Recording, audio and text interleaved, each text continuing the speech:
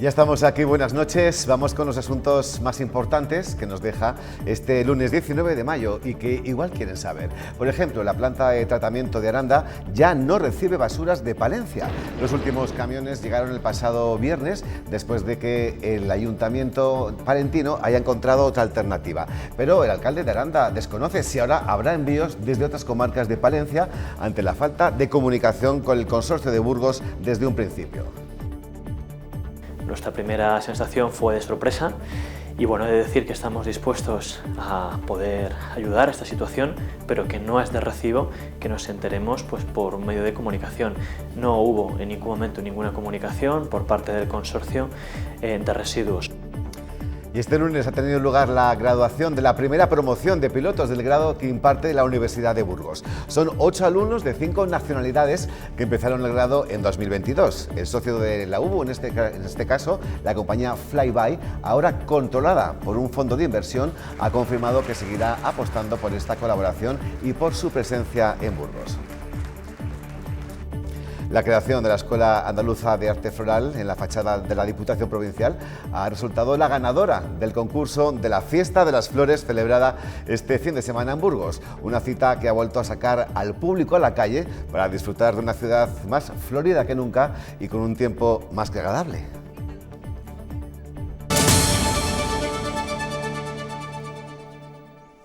Y hoy dedicamos todo nuestro tiempo para charlar y conocer mejor al nuevo secretario general del Partido Socialista en Castilla y León. Saludamos, por tanto, a Carlos Martínez. Carlos, buenas noches y gracias por aceptar nuestra invitación. Hola, buenas noches, Rafa. Encantado. ¿Todo bien? Aquí. Todo bien, todo bien. El transcurso ya inmerso en una gira, ¿no? Prácticamente. Sí, la verdad que es una comunidad, como bien sabéis, muy extensa, ¿no? Y por tanto hay que pisar mucho territorio, hay que hablar con mucha gente, hay que estar en contacto con la ciudadanía y hay que conocer de primera mano la problemática que tenemos en muchos territorios. Lo comentábamos hace un momentito, ¿no? Cuando estábamos hablando en off, antes de comenzar el programa, la similitud, ¿no? En muchas de las problemáticas que se comparten en cada una de las 9 provincias, más allá de las capitales de provincia, que son las que generan las noticias, ¿no? Existe luego una Castilla y León diferente en cada una de las comarcas, pero con unos problemas que son muy parecidos, ¿no? Ha aprovechado también para reunirse con alcaldes y concejales de diferentes partes de Burgos. En general, ¿qué le están transmitiendo sus compañeros de partido? Hoy ha sido un día intenso. Hemos comenzado el día primero con una reunión del Consejo Territorial, una vez que ya hemos culminado todo lo que es el proceso orgánico del partido, ¿no? La elección de todos y cada uno de los congresos provinciales a las secretarías generales. Hemos constituido el Consejo Territorial de esta nueva etapa, en el que, bueno, la reunión con todos los líderes y lideresas orgánicos, los secretarias y los secretarios generales de las 9 provincias, hemos tenido prácticamente una mañana de trabajo, culminada con una comida, y luego, a lo largo de esta tarde, como hemos hecho en otras provincias ya, hemos hecho en Zamora, hemos hecho en Palencia, encuentros con los alcaldes, las alcaldesas, los portavoces en la oposición, en aquellos ayuntamientos que no gobernamos, para tomar el pulso del día a día de esos municipios, porque soy alcalde, ¿no? Y por tanto tengo todo ese vicio incorporado, ¿no? De intentar entender que las alcaldesas, las alcaldías, los alcaldes, las alcaldesas, los portavoces son los que pulsan la realidad de los territorios como nadie, son los que conocen cuáles son sus problemáticas, son los que en demasiadas ocasiones no son para nada escuchados, ni por la Administración General del Estado, ni por la Junta de Castilla y León. Existe un cortocircuito y una asignatura pendiente en este país, que es la descentralización de la comunidad autónoma hacia los ayuntamientos. Siempre habláis, los medios de comunicación, y lo conocéis bien, cuál es el diálogo permanente que a través de las diferentes conferencias sectoriales se hace entre el Gobierno de España y comunidades autónomas.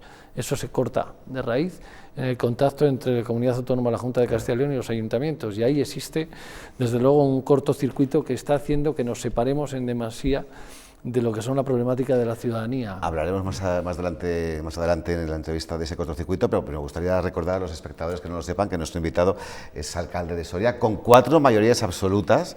Eso no lo puede decir cualquiera, ¿eh?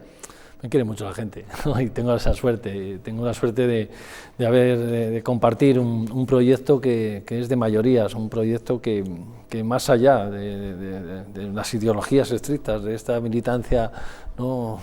Prácticamente, ¿no?, vertical que existe en los partidos y que están alineados siempre con la marca, cuando tú generas esa empatía, esa relación de diálogo permanente con la ciudadanía, pues al final haces que te vean como uno de los suyos, uno de los que defiende su ciudad y su provincia, y eso hace que, bueno, ese préstamo de confianza que yo digo siempre, a través de una rendición de cuentas y una gestión adecuada, pues sea compartido un proyecto por muchísima gente, y esa suerte es la que tengo, ¿no? ¿Es por ese motivo por el que se fijó Ferraz en usted como secretario general? Bueno, no lo sé si fue ese motivo, ¿no? Yo siempre he hablado en el ámbito interno y públicamente desde la absoluta coherencia en la defensa de los intereses de quien estoy representando, y entendiendo y haciendo ese ejercicio de empatía que siempre es necesario en política, que los problemas de Soria son los problemas de las muchas Sorias que tiene nuestro país, que tiene Europa. He intentado alzar la voz de una ciudad como Soria, de una provincia como Soria, en sus reivindicaciones, en sus necesidades. Siempre digo que Soria es a Castilla y León, lo de Castilla y León es a España, y por eso digo que Castilla y León tiene que ser escuchada en España, tiene que ser escuchada en Europa, solamente si somos capaces de reconocer nuestras potencialidades, sí, pero también de reconocer las deficiencias en el desarrollo que hoy nos están lastrando. Nuestro futuro vamos a ser capaces de corregirlo. No vivimos en una Arcadia feliz, ni vivimos en el pesimismo total y absoluto, pero como cualquier proyecto empresarial tenemos que tener un plan estratégico, tenemos que reconocer nuestras debilidades, tenemos que reforzar nuestras fortalezas, y eso creo que es lo que nosotros ponemos permanentemente encima de la mesa en el proyecto en Soria, y eso es lo que lógicamente nos ha generado un espacio en Ferraz de reconocimiento. Sí, es que he leído varias declaraciones suyas y me da la sensación que parece como que reniega de ser la elección del aparato, y yo le pregunto si eso no es malo, ¿no? No, pero es que no es que reniegue, es que me niego a los compartimentos estancos, ¿no? Yo sé que es mucho más sencillo, ¿no?, generar unos calificativos en el que te ubiquen de una forma definitiva en una corriente u otra del partido, y yo siempre planteo lo mismo. Ni fui chaconista en su momento por ser portavoz, ni fui rubalcabista posteriormente, ni he sido de Felipe Oguerra, ni he sido de Tudanca en este caso, o de Pedro Sánchez. Yo soy socialista y creo en unas ideas en el que una sociedad lo suficientemente educada y empática tiene que saber entender que la igualdad de oportunidades tiene que ser una máxima en la que todos podamos sentirnos cómodos, que la ley de la selva, la regulación absoluta de los mercados no corrige las desigualdades, y con las desigualdades vive mal quien tiene, pero vive peor todavía el que no tiene, ¿no?, el poder acceso. Y por tanto, desde ese punto de vista, yo comprendo las administraciones como garantes de esa como correctoras, como garantes de esa sociedad de iguales que genera oportunidades a través de la corrección de las desigualdades del que no viene de cuna, con la economía debajo del brazo en el bolsillo. Por tanto, esas administraciones gobernadas por el Partido Socialista son mucho más justas y equilibradas, y eso no lo hace ni un liderazgo único, ni don Pedro Sánchez, ni don Felipe González, ni tan siquiera don José María Aznar, ¿no? Pero ya sabe que el que se mueve no sale en la foto. Bueno, pues yo me he movido mucho y sigo estando, ¿no? Fíjense que yo les decía, ¿no?, a sus compañeros durante todo este tiempo atrás, digo, estad tranquilos, porque yo en las apuestas internas del partido no he ganado un solo congreso. Fíjense que yo apoyé a Carmen Chacón y ganó Rubalcaba. Es decir, cuando se postuló secretario general actual Pedro Sánchez, la primera de las ocasiones, Sonia y yo mismo tampoco estuvo en esa opción, ¿no? Compartí, decanté en su momento por Susana, y aquí, es decir, incluso esas máximas que muchas veces se utilizan como mantras, en mi caso se rompen todos los moldes, ¿no?, todos los esquemas, porque desde luego no ha sido mi caso, no habrá sido porque no me he posicionado en todos y cada uno de los procesos, porque entiendo que como militante también la responsabilidad te obliga a posicionarte, y si nos decantamos por un partido estrictamente democrático, luego tiene que aparecer esa normalidad que la mayoría habla, y con el respaldo de la mayoría tenemos que ir todos marcando esa misma línea. ¿Y qué cree que va a hacer mejor que su predecesor en el cargo para intentar gobernar Castilla y León? Bueno, si es el candidato finalmente. Bueno, yo siempre pongo encima de la mesa que lo que se construye es sobre los pilares de lo que han dejado atrás. No es una cuestión de hacer una demolición de etapas anteriores, y mucho menos de la ley Luis, que no solamente ha tenido una generosidad extrema, ¿no?, en ese pasito al lado que ha dado en este momento para poder acercar. Le han obligado a dar el pasito al lado. Bueno, yo he hablado mucho con Luis, muchísimo, ¿no? Y en ese diálogo permanente en el que estuvimos prácticamente todo noviembre y todo diciembre, hasta pasado el Día de Reyes, cuando ya lo hacemos público, él era plenamente consciente de que la continuidad de este proyecto sobre su persona, de alguna forma, bloqueaba la generación de un tipo de esperanza diferente, no porque no fuera o haya sido un mal candidato, de hecho es la única vez que hemos ganado las elecciones autonómicas, ¿no?, después de Demetrio Madrid, y por tanto solo Ciudadanos triunfó de una forma, ¿no?, con ese acuerdo en Madrid, ¿no?, a todas las posibilidades de cambio en una comunidad como Castilla y León, sino que él supo entender también que en este momento el dar un paso a un lado era primar la responsabilidad o primar lo colectivo por delante de lo personal. Y es algo que a él no le han obligado, ¿eh? Yo lo digo en primera persona porque lo hemos hablado muchísimo. Él al final vio la oportunidad en el momento en el que yo le dije que iba a dar el paso, y cuando yo le dije que iba a dar el paso, él entendió que el proyecto iba en serio y que él iba a ponerse de otro posicionamiento a trabajar con nosotros. Pero si el ministro de Transportes, Óscar Puente, en esta polémica que abrió Luis Tudanca, queriendo cambiar un poco los planes, ¿no?, del Congreso, dijo textualmente: todo empieza y todo acaba. Sí, pero es que yo creo que es bueno que cuando abrimos un proceso democrático que hemos abierto desde el punto de vista orgánico, los que son referentes sociales en el partido es bueno que digan sus posicionamientos públicos. Y por tanto la opinión de Óscar Puente en un proceso de primarias sirve para el voto de Óscar Puente y para el ámbito de influencia que pueda o no pueda tener. Pero cuando abres un proceso desde el punto de vista orgánico, tal y como tenemos reglamentado el partido, al final las primarias son individuales. Y como dicen, ¿no?, las primarias las carga el diablo. Y por tanto los procesos democráticos en el Partido Socialista son de un militante un voto secreto.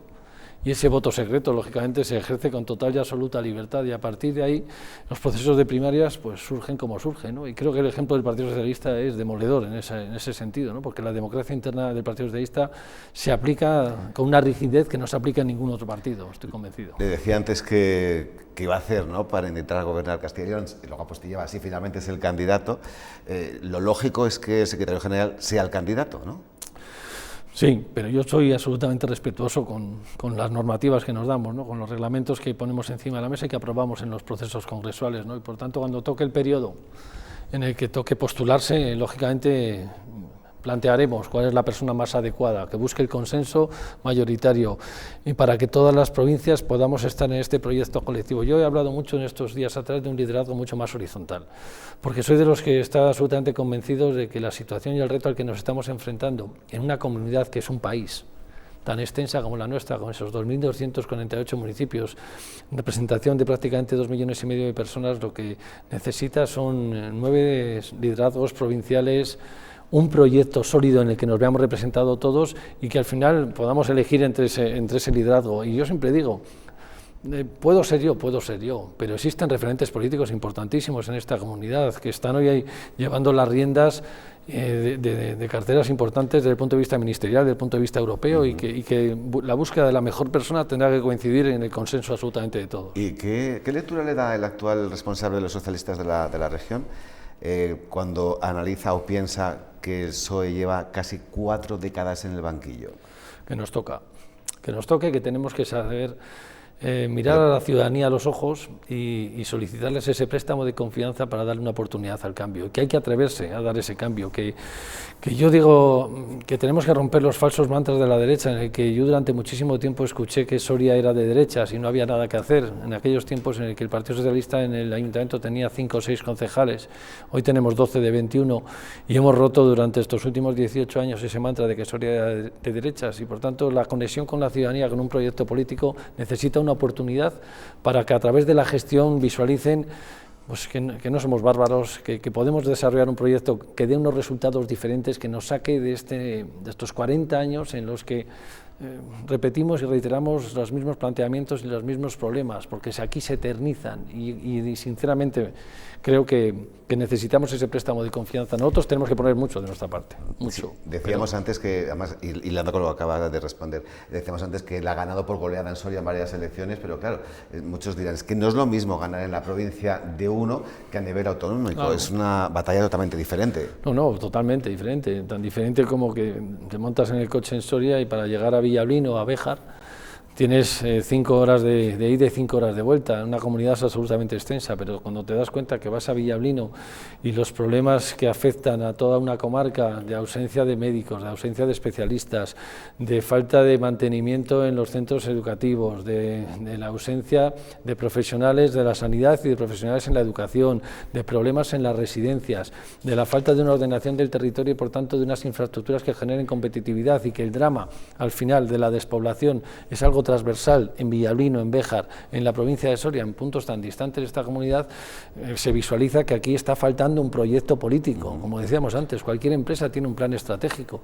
¿Cuál es el plan estratégico de esta comunidad autónoma tan extensa? ¿Cómo es posible que después de 40 años no tengamos una ordenación territorial que haga que no tengamos que pegarnos entre alcaldes o alcaldesas para que no nos instalen una planta de biogás? ¿Cómo es posible que hoy se esté planteando en muchos entornos de muchas comarcas rurales que la transición energética o ecológica es algo negativo, porque no ha habido un retorno de las materias primas que se extraen de esos territorios abandonados a su suerte, y se está generando un vínculo de acercamiento a la extrema derecha por un agravio, un cabreo, precisamente por la ausencia de políticas que corrijan las desigualdades en esos territorios? Eso es lo que quiere representar el Partido Socialista, un proyecto que sepa mirarle a los ojos a la ciudadanía en Ponferrada, en Villablino, en Béjar, en las merindades, en el que podamos decirle, ¿no?, de una forma sincera y clara: señores, vamos a ordenar este territorio, vamos a generar competitividad, vamos a dotarles de infraestructuras para que seamos atractivos para fijar empresas. Habrías en el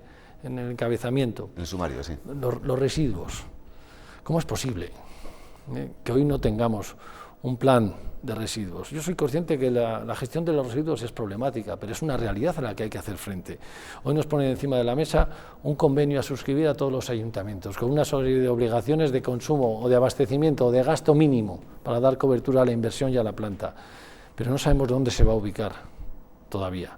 Y además vamos en contra, si planteamos la incineración, vamos en contra de los propios criterios europeos que hablan de la descarbonización y de modelos de gestión de los residuos muy diferentes a eso.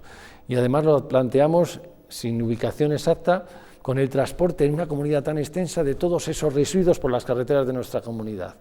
Algo está fallando si ni tan siquiera hemos sido capaces de planificar esa gestión de residuos y llevamos a ojos cerrados a un problema que es de todos, que nos afecta a todos los municipios y que solo mediante la búsqueda de consenso y opciones de proyectos transversales en el que se busque la oposición, la complicidad de la oposición, algo que dure. Son esos debates que llamamos de Estado, de comunidad, y que aquí no tenemos. Es lamentable. Pues permítame que hablemos de nosotros, de Burgos. ¿Qué sabe de Burgos a nivel político? ¿Qué le ha contado su secretario de organización, exalcalde nuestro, Daniel de la Rosa? ¿Qué realidad le ha dicho? Hay una cuestión en Burgos que yo envidio. Es una envidia insana, como casi todas. Tiene una estructura de ordenación del territorio óptima, porque tiene una cabecera en Miranda de Ebro, tiene una centralidad de Burgos y Aranda de Duero. Es decir, históricamente, sobre esos tres polos poblacionales, una comunidad extensa de más de 300 municipios puede tener una ordenación territorial privilegiada, si analizamos eso de territorio 30 minutos y de ciudad 15 minutos, territorio 30 minutos para poder prestar servicios. Si luego empiezas a rascar sobre esa realidad de esos territorios, te das cuenta que el Hospital de Miranda está en un claro declive, con falta de profesionales y con ausencia de inversiones durante muchísimos años, que los centros de salud de los distintos barrios en la ciudad de Burgos, pero también en Miranda y en Aranda, están esperando, durmiendo el sueño de los justos durante años, algunos durante más de 30 años. Los comparas con el año 2007, cedimos el suelo, el Ayuntamiento de Soria, para construir un centro de salud en la ciudad. A día de hoy nada se sabe de ese. El solar está criando grillos. Cuando le hablo de las similitudes, le hablo de todo esto y le hablo de que Burgos necesita sí inversiones de infraestructuras importantísimas, pero los problemas de movilidad de esos 380 municipios tenemos que resolverlos precisamente para que el paciente que viva en un pueblo pequeño, que además es envejecido, no tenga que transitar buscándose la vida para poder acceder al médico o generar una tramitación administrativa. De eso va también el proyecto que nosotros planteamos, y Burgos es un clarísimo ejemplo de que se podría hacer las cosas mucho mejor porque tiene esos 3 polos ya bien diferenciados. Hablando de problemas y de necesidades, ¿va a ser usted correa de transmisión entre las necesidades de las diferentes provincias y el Gobierno central? Porque no sé si le han puesto al corriente de lo que le hace falta a esta provincia en materia de infraestructuras, ¿no? Encima, teniendo un ministro de Transportes de la Comunidad y una portavoz nacional del PSOE, la responsable de los socialistas de Burgos, pues tampoco nos están tratando demasiado bien. Hablo del tren directo, hablo de las conexiones con Logroño, Cantabria por Aguilar de Campoo, corredor Soria-Valladolid a su paso por Aranda, AP1 atascada día sí día también. ¿Se compromete el secretario general del PSOE de Castilla y León en hacer de correa de transmisión? Estoy obligado a ello. Cuando se asume una responsabilidad colectiva como es la Secretaría General de Castilla y León, asumes los problemas de todo Castilla y León. Y es verdad que tenemos que ser correa de transmisión para trasladar los problemas al Gobierno de España, de las necesidades que son muchas que tiene, pero también para poner en su justa medida las circunstancias y por defender también la gestión de Puente al frente del Ministerio de Transportes. Tenemos que hablar de que es el ministro que más inversión está desarrollando en la historia de nuestra comunidad autónoma de parte de su ministerio, en las infraestructuras viarias y en las ferroviarias. Yo he sufrido, soy de Soria, la 122 en mis propias carnes y la sigo sufriendo. El tramo de mayor inversión de 300 millones de euros es el tramo que conecta Soria con Aranda, el tramo Langa, Aranda de Duero, que ha sido sacado del cajón del olvido durante los últimos 7 años del gobierno del Partido Popular para ponerlo encima de la mesa.